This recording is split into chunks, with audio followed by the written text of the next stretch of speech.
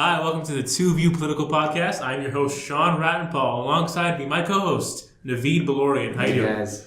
And for the first time ever on a Two View Podcast, we have our first guest, Jake Ebright. How you doing? What is up? Follow me at Ebright the Man. That's my plug. Shameless plug right at the beginning. Shameless plug. Follow me. You're trash. Just follow me. Alright,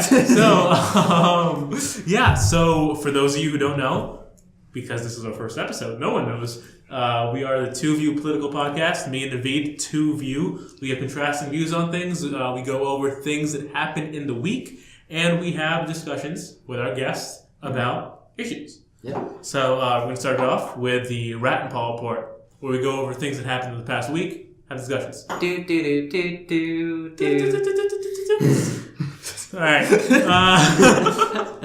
How you feeling, Jake? Feeling good? Feeling good? Feeling good. I'm ready to debate politics a bit. Oh, hell yeah. I'm excited to tell, man. Let's do All this. right. Number one on the Rattenpaul Report. Amidst numerous sexual assault allegations, prominent Democratic Senator Al Franken announced his intention to resign. Franken claims the allegations, however, are false, but he says he cannot remain an effective senator undergoing this investigation. In his remarks, he says that's ironic that he's stepping down while Trump is still in office, who has bragged about many things in the past, as we saw with the pussy grabbing tapes. So, and this resignation was called for by about 2/3 of the Democrats in the Senate. How do you feel about that? That's interesting. It's weird because Democrats seem to hold themselves accountable for so many things. Like, they see that the right is, kind of losing, falling in on itself, but they keep supporting those little problematic figures. And the Democrats try to overcompensate, and they end up, kicking someone like Al Franken out. I think he should be kicked out because I think he's done some things that are less than appropriate. But it's funny to see how the contrast between the two different sides of the aisle. Yeah. How you feel? Yeah. To speak on that, his quote. Al Franken's quote, "It's ironic that while a man who has bragged on tape about his history of sexual assault sits in the Oval Office, and a man who has repeatedly preyed on young girls' campaigns for the Senate with the full support of his party," obviously talking about Alabama candidate Roy Moore, who we'll touch on later. How do you feel? I feel it's really about a party difference. The Democrats they're all about progressive left. They're all about, we are not tolerating any of this. We saw this a lot with the Hollywood scandals with all the sexual assault. And it's just, an accusation came through, they immediately told him to resign. And I feel like Republican voters just really don't care as much. Or they don't hold it to as high of a standard. They'd rather see policy over personal life. I think maybe like that part of that, it may be fairer to say to the Republican base, is they have less of a feeling towards allegations, versus they obviously, I think most people, right or left, care about sexual assault, but sexual assault allegations is when they have less value. That's an interesting point because we see like this fake news thing really taking hold on the right. So like maybe if they hear allegations like that, it's fake news, right? But the left in general, I'm not going to say everyone, but in general, the media, there's a trust between the left and the media, and they see that the media is saying this, so they believe it. So maybe that's kind of more of why the left is like kicking Franken out right away. Yeah. So obviously there's like downsides to both of those things. Trusting the media right away, and at the same time, definitely pretending everything they say is fake news. Yeah. Number two, Donald Trump acknowledges Jerusalem as the capital of Israel. This is the time when Palestine and Israel are both kind of debating about how the capital is. That's a hundreds-year-old fight. Not too much to say about that. Anything? You want me to go? All right. They've been at odds for a while, and I have to say, this was something he said he was going to do during the campaign, right? Yeah. So he's just holding up to his promise. If he had to choose a side, which I'm not saying he should have, but if he had to choose a side, Israel is the right choice to pick. They're a more established country. They're a more reliable country. Picking Palestine, because you saw like the allies of Palestine, the people who were like, oh, this is a bad choice, were countries like Turkey and Pakistan and stuff, countries that have been quite a bit at odds with the United States. So it was, if you had to make a choice, I'd say it was the right decision, but there has been a lot of backlash. Yeah. I think a lot of backlash is like, why is he doing this now? Yeah. Like there wasn't a need for this. I don't, like, if there isn't, reason he did this. There's no transparency of why. I don't know. Yeah, it's out of place. Why? Yeah. Why? It's like it's just a favor to Israel because he told them he was going to support them, so they're allies, and it's like, hey, here's my support. Here's what I'm going to do for you. Yeah. It reminds me of like backing out of the Paris climate thing. Mm-hmm. It's like, okay, this affects us very little because it means very little, but why? Yeah. Yeah. That's what Trump is, though. He comes out with these big things, and he doesn't have much to actually do, but Yeah. he just says he's going to do stuff like deport the Dreamers or build the wall, neither of which have happened. Yeah. All right, number 3. Earlier this week, Russia was banned from the 2018 Winter Olympics as a punishment for doping during it. It's like it's more like not just doping; it's like state funded. Like they want them to have it. No, but the thing is that it's not like Russian Olympians can't participate, but They they're just can't go participating for Russia. Yeah, a lot of them are going neutral. Yeah, it's like under the Olympic flag or something. Yeah, So it won't account for Russia. So it's not taking away from the actual Olympians who are putting in the work. It's just Russia like reprimanding them for. Yeah, it's like their country. Yeah. Yeah, really. And like their anthem won't be played, stuff like that. Yeah. Not too much to say about that. Just kind of thrown there. Net neutrality in the news again. Their votes coming. What are you guys laughing at? This is where the two views become Jake and David disagree with Sean. No. I don't think so. Net don't think so? neutrality in the air. FCC will vote to repeal or sustain Title II restrictions this Tuesday, I believe. Today's the 10th. I think it's on the 14th or 12th. 14th. For those of you who don't know, net neutrality is the concept that ISPs can't discriminate based on data or region, things of that nature, and every website or other thing needs to be treated equally. And it looks like it is going to be repealed for the most part so far, right? Yeah, I don't like. There's no way. I don't think there's any way of knowing, is there? Right, true, but I don't think it should be repealed. Repealed. Why do you think so? It's just a simple just concept, right? You're paying for your internet service, right? So you deserve to have an equal view of everything that's happening. So an internet provider shouldn't be able to throttle one website and boost another website because they prefer you looking at that. And I think net neutrality is what keeps tabs on that. And if you remove it, then there's a lot of things up in the air, and I don't think it's worth doing that. I think it's just very anti-consumer. Yeah. It's really big companies' backlash against the rise of YouTube and the internet as a whole. Because, well, you have to pay for cable, and you have to pay for all those shows. And the internet, for the most part, is pretty free. You have to pay for internet, but you don't pay for individual sites like you pay for like HBO individually, like you pay for Stars individually. Yeah. It's really them just trying to profit off of something that they shouldn't be, the freedom of the internet. That's fair. So then, do you guys think this kind of thing should apply to like cable things too, like TV? What do you mean? So like TV neutrality, where like they can't charge for certain channels, but like like how they have packages. Like why not on there but on the internet? No one cares about TV anymore. It's because HBO, their shows, you can see they're a lot higher quality than other shows. Yeah, it's a very different subject because HBO is not the person providing you with television. No, so like AT&T, they see, HBO is higher quality. I'm going to charge more for that. Which is what they do. As a company. Yeah, which is what they do. So why can't they do that for the internet?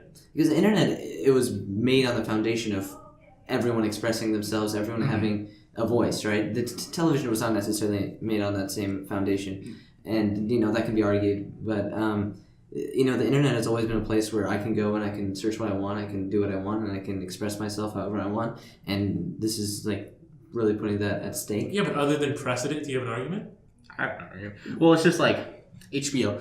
HBO's a company. It's a channel that just HBO doesn't need more money.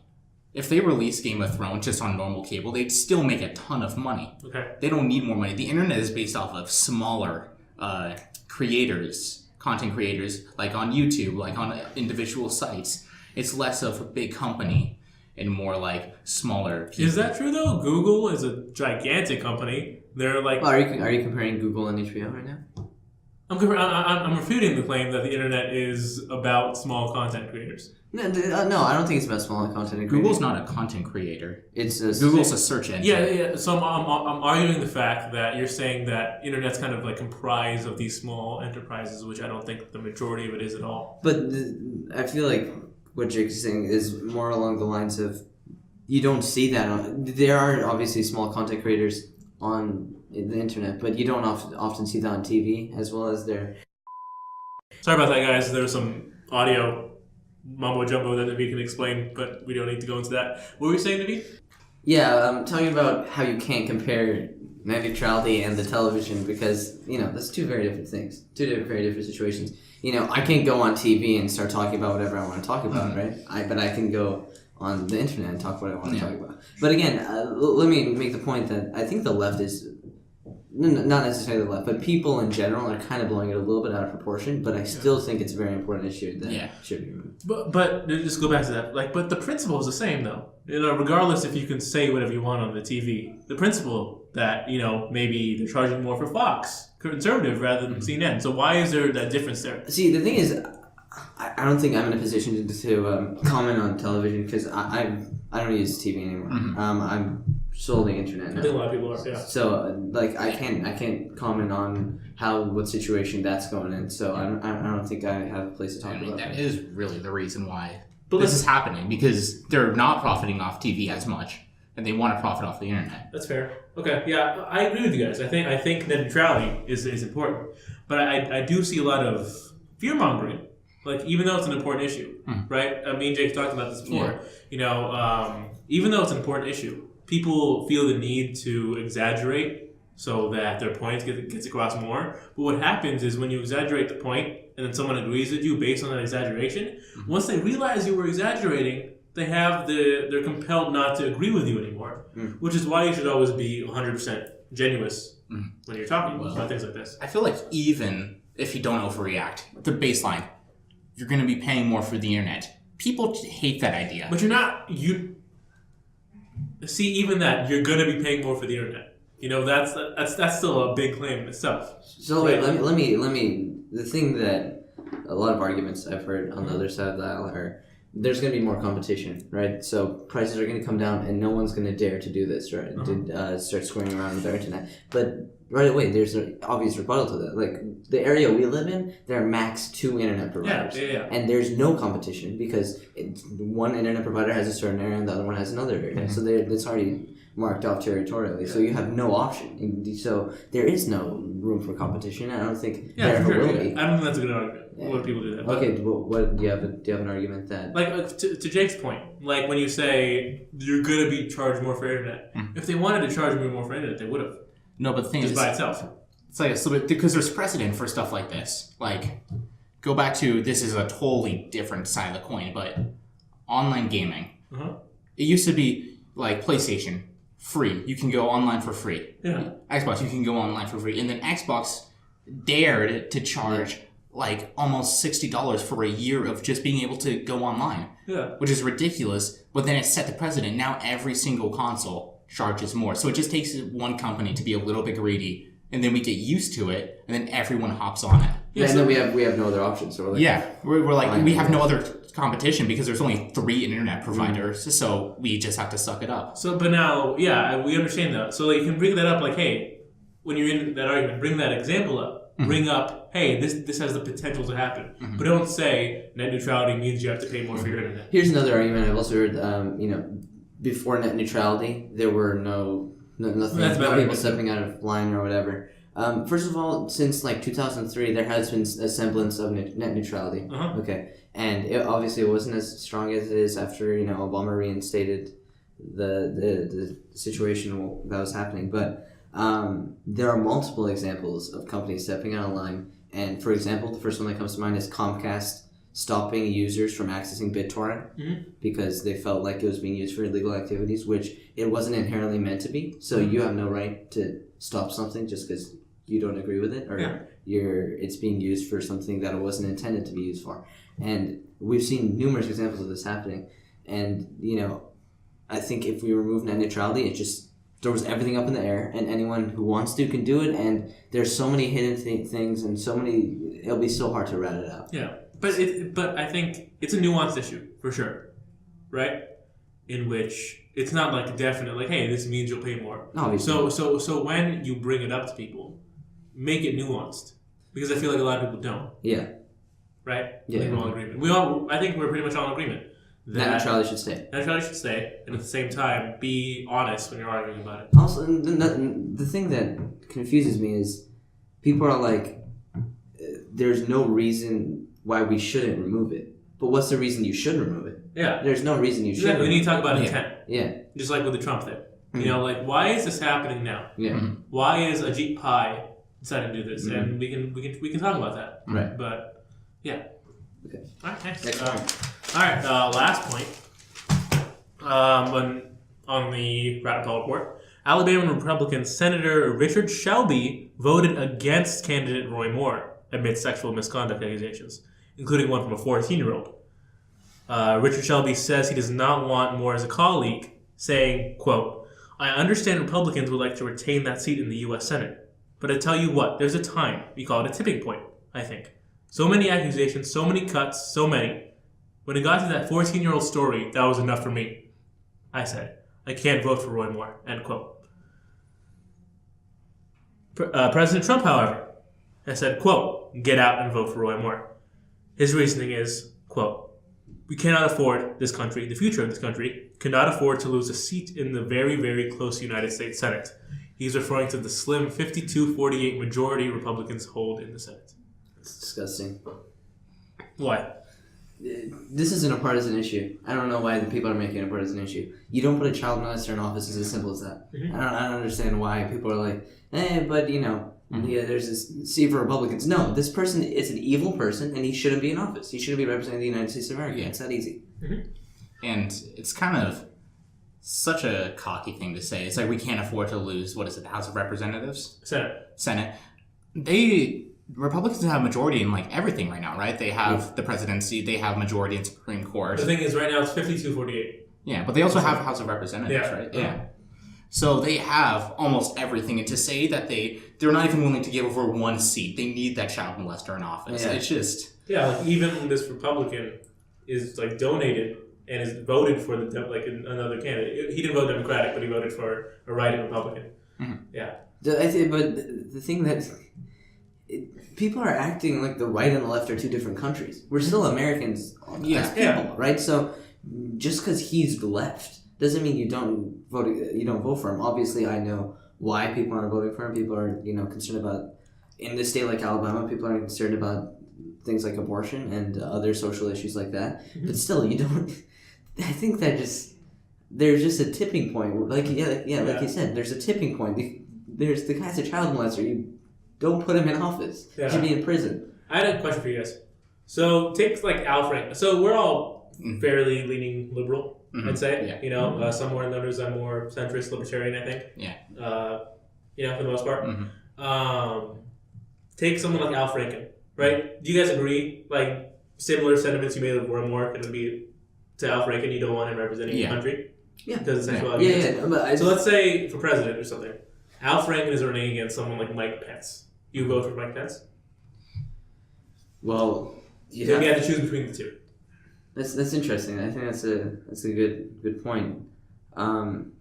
It's a very complex issue Yeah. because Mike Pence is no saint. He's very anti the gay community. For sure. He's what is it? He wanted to reinstate what is it? It's like shock therapy. Shock therapy. That was it. And so that's also a human rights issue. Yeah, but one is actually guilty of sexual assault, or has allegations against him of sexual misconduct, right? Yeah. And one ideologically has these differences to us. Vote third party. Don't vote. If you had to choose between those two. I don't know, because they're both bad people. Because you're like, yes, this is one ideology for Mike Pence, but it can also be. He could also put it into effect. He could also support shock therapy. Okay, take someone like Paul Ryan. Paul Ryan? Al Franken, Paul Ryan. I'd vote Paul Ryan. Paul Ryan. Al Franken, Rand Paul. I'd tackle him. Hilarious. I'd go Rand Paul. Yeah? Yeah, that's what I'm felt too. So, okay, I see that. So it's like Pence has that potential to actually go against human rights. Yeah. You know? Okay. So, okay, I like that. That's I think that's a very interesting point that... Yeah, okay, but so like kind of gives us more of the mindset of those people on the right who like they think that Democratic senator would be so vile, like so villainous. Like a lot of the reasons that they would vote for the Democrat or vote against the Democrat, even though Roy Moore is allegedly things like abortion, like you said, you know, in the South, things like that are very prominent social issues regarding abortion. They feel as though that person that's a person, and that matters. It's murder. So we can see that if we thought someone was a murderer, then we might, even though the other person has sexual misconduct against them, we would vote for that person instead of the murderer, right? Hypothetically, you think you think someone's a murderer because people who are con abortion think that those people are murderers. Okay, listen, they think they're murderers. So you would be more inclined to vote for someone even though if they had sexual allegations against them, if the other person was a murderer. And that's the ideology there, right? You kind of see that? I can understand where they're coming from that point. Yeah. Jake, what are your thoughts? It's a very backwards way of thinking it, but yeah, I can see the thought process, even though it's wrong. Ooh. Why do you feel it's wrong? Because abortion isn't murder. Okay, no, but okay.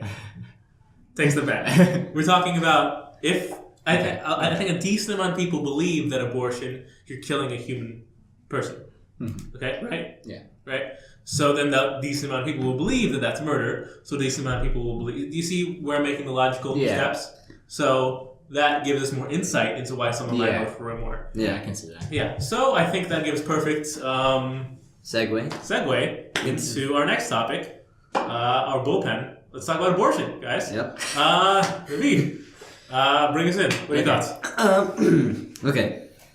I'm anti-abortion for the most part. Okay. See, I'm not right. I'm not left. I'm not 100% anti-abortion. I'm not 100% pro-abortion. I think there are cases and there are situations where abortion is required and should be allowed. For example, if the child is going to die either way, if the child is has a problem, is something like that, you should be able to abort the child. A parent shouldn't be forced to go through the trauma of having a child and having it die on them. Rape. I don't think a mother should be forced to hold on to a baby that she did not choose to have or did not want to have, because I feel we live in a world of actions and consequences, right? So you have an action, you should live with the consequences for the most part. But a raped mother has no action there. There's no action. She didn't choose to be raped, right? There are other situations. Can't think of them off the top of my head, but. For the most part, like I said, actions and consequences. You go in, you have sex, and you know what the repercussions are, the possible repercussions are. So you shouldn't be able to back out of it with abortion. Now, I'm an atheist, right? So this isn't a point of religion for me. I think even though a fetus may not technically be alive, I think it's the potential of life, which is something that is super vital and something we need to protect for the most part. And I think it's super important that life comes first. Another point is if the mother is going to die, then the baby should be aborted. But yeah, that's just my general viewpoint on it. We can, once it formulates a little bit better in my head, we can revisit what I'm saying. But I'd love to hear what Jake's thinking. Before we get to Jake, can I say something? Sure. Okay. So what about financially? Yeah. If something happens and then the mother is no longer able to support the baby, what are your thoughts on that? See, that's tough for me, because the thing is that now, like the mother made the decision anyway. Okay, yeah, but let's say you're in a financially stable scenario and then something happens afterwards. And then you're no longer in a financial. Exactly. Well, there are other options, giving the child up for adoption. See, I've thought about that, but at the same time, having a baby is expensive. Right? Mm-hmm. Thousands and thousands of dollars. Right. And extra food, care, you have to go off work for a while, things of that nature. Right. Again, I think that's an interesting point. I think that's one of the more I'm on the fence when it comes to that. I'm not sure which way I lean when it comes to, financial issues and abortion. So let me let that sit a little bit longer, and I'll. Just to clarify your thing, is there like any, like if it's in the first couple weeks or like first trimester, right? Do you still need to have these restrictions, or is it like kind of more open?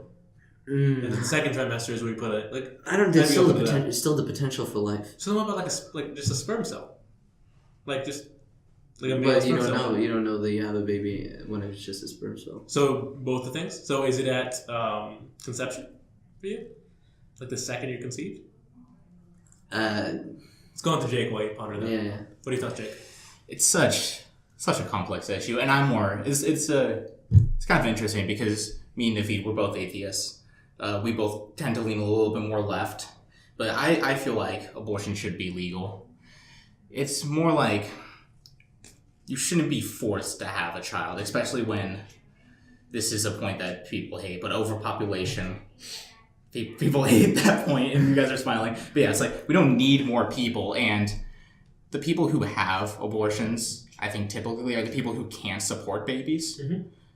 And it's like, yeah, if you're a middle-class family and you have enough money to support 5 babies and then some, then yeah, then you should be able to support it. But but those aren't the people getting abortions.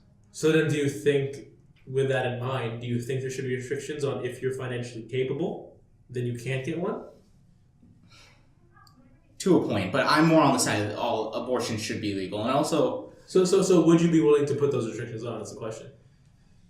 If it, as a groundwork, I'd be like, it's legal. Okay. But if you want to say it wasn't legal, then I would be able to say, well, yeah, but you should still allow it to people who are financially unstable. Okay. See, I'm not living in utopia. I don't think that if we made abortion illegal, there would never be any abortions. There are going to be more and more abortions, and they're going to be more fatal. Ones. Yeah, less safe. So I think to that extent, abortion. I understand why it should be legal, and as much as I'd rather people not perform abortions, mm-hmm. I think I am in principle pro-abortion as a law. Mm-hmm. So, if you're going to get an abortion, at least have a safe be in a vicinity where it's safe. You're able to have it in a situation where the mother's life is not at risk, and there's not excess risk of things that will happen because of the abortion. Yeah. And that's my viewpoint for the most part. I think I'm kind of coming off a little bit insensitive here, but I'm not pretending abortion's easy. I don't think it is easy for any mothers. There's so much trauma associated with that, but in general, I think the life of the baby is very important, even if it's not fully formed yet. And I think that should be taken into account. So I think what you're saying, like what I'd say as a groundwork belief, it's a necessary evil. Yeah. Just like you said, in an ideal world, this wouldn't happen. We don't live in an ideal world. Right. Things come up, things happen, mistakes happen, things of that nature. So it's something that needs to be there because it's going to be there either way. So at the government level, it is a necessary evil for that to happen. Right. Yeah. You know what's funny? In the South, we see things like abortion is murder, and they go shoot up abortion clinics. Yeah, and I'm like, it's a little bit ironic, isn't it? Well, okay, hypothetically. Do you kill a murderer? Do you murder she's murdering your child? No, I don't think so. If I was someone who thought it was murder, which I'm not. Yeah. If someone was murdering a lot of people, I'd be like, hey, I'm gonna go stop that person before they murder more people. Well, yeah, but you don't shoot up the mom. Ah, that's fair. That's it. No, we're terrible. Yeah. And just... is there any... Do you think, like, Jake, once it has, like, a heartbeat or brain activity, you think after that point that we shouldn't abort? After brain activity. I don't feel like it's really born until it's actually physically born. What about, the day before? Is basically just a baby in the womb then? I can see that argument. See, so that's why I'd say my argument, because everything else is so arbitrary, I think brain activity is a decent starting point. See, what I've heard a lot of is the baby's not sentient. Well, you don't reach sentience until you're a little bit farther. Like, what's your, earliest memory? Like, maybe 3, 4, 5. Yeah, exactly. It's not sentience. Yeah, that's not what sentience is. Yeah. But... Well, it's more like when you start to become your own person, form your own Yeah, but ideas. that's not Let me get the actual definition of sentience. All right, and then we'll continue.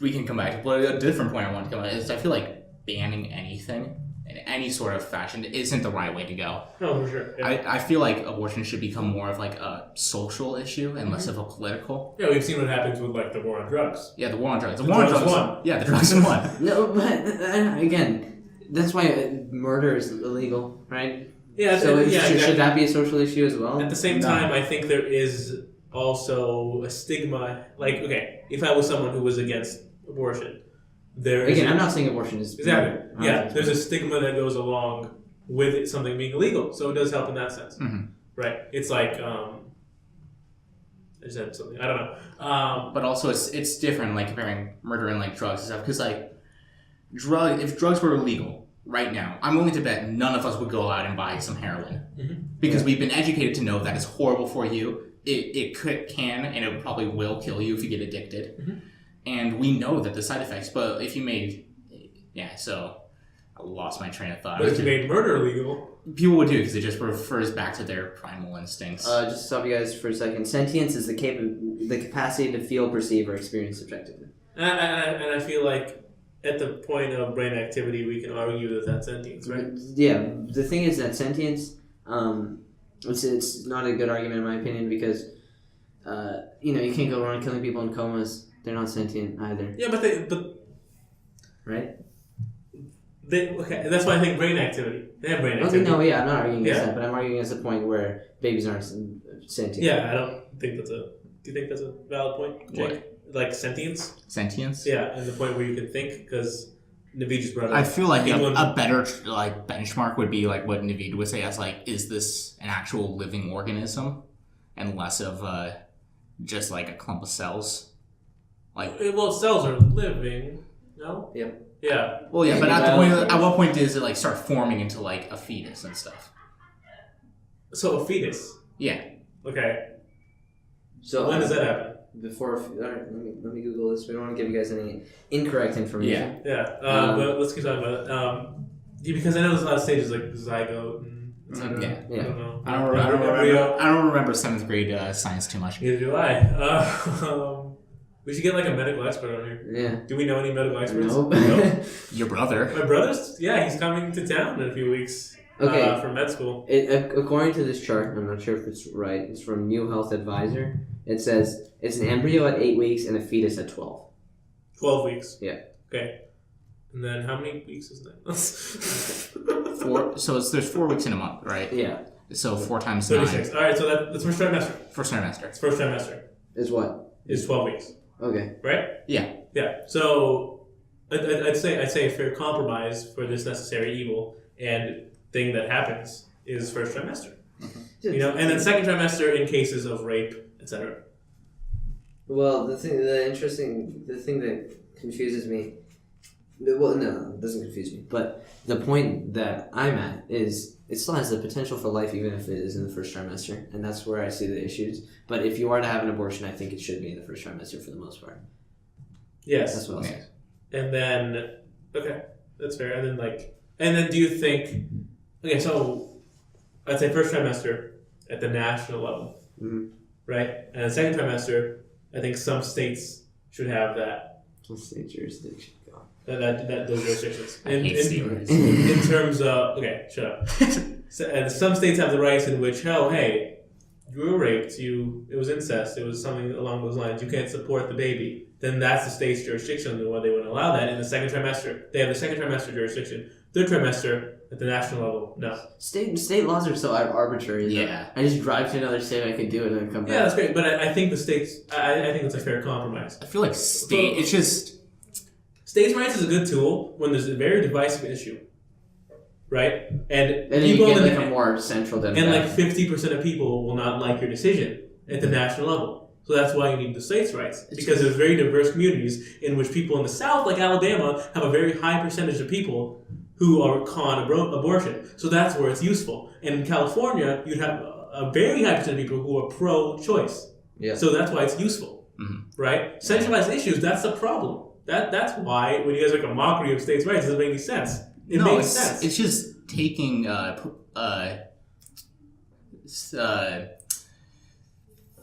stuff from unprivileged people. Like if you don't Like, let's say you can't afford to get in your car and drive all the way over to California if you're in Alabama. Then what are you supposed to do? For sure, yeah, and that's a shitty situation. Yeah. At the same time, there's such a high percent of people in those states that don't agree with it. So they should be able to have that own discretion. But then I'm kind of arguing against my own point here, but when you have people who don't agree with it, no one's forcing you to get an abortion. So just let them. Yeah, let them do what they want to do. So what points are you making to me? Hey, I'm just trying to get both sides in. Again, let me just clear up my opinion on this. Just to have a complete thing. Perfect world, no abortions. I don't think there should be abortions. I wish there weren't abortions. But I don't live in a world. We don't live in a perfect world, like Sean said. And I think abortion should be legalized in order to make situations, because abortions are going to happen either way, right? Mm-hmm. So if we're in a situation, if we don't have the proper medical expertise in positions where we can perform abortions, there are going to be higher death rates among mothers and whatever. It's terrible. Yeah, so that's why abortions should be legal. I don't like it, but they should be legal. Okay, yeah, and I think we all agree to some extent that abortion should be legal, right? Not a lot of people agree on that. A lot of people do, but there's a decent amount of people who don't, especially in states like Alabama. Mm-hmm. There's a majority of people who don't. So I think, but we live in a real world, and I think that's where the federal government comes in and says, hey, common sense is that first trimester. Mm-hmm. And then the second trimester is when in states like Alabama, if there's 70, 80, 90% of people who believe it's murder at that point, let them illegalize it. Mm-hmm. In California, second trimester, 70, 80, 90% of people think that it's okay, go for it. That's where demographics matter.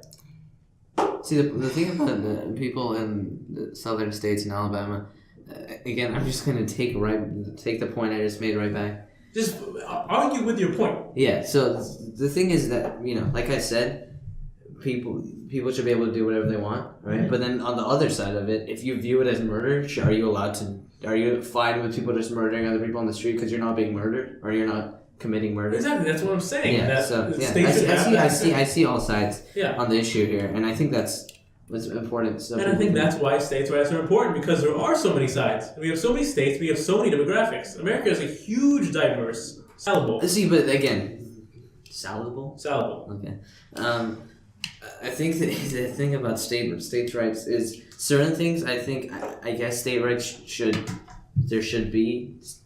States should have jurisdiction over, but other things I don't think they should. Obviously. Yeah. But I think abortion is one of the ones where it's such a divisive issue that states' rights make sense. I can see why you'd say that. Yeah.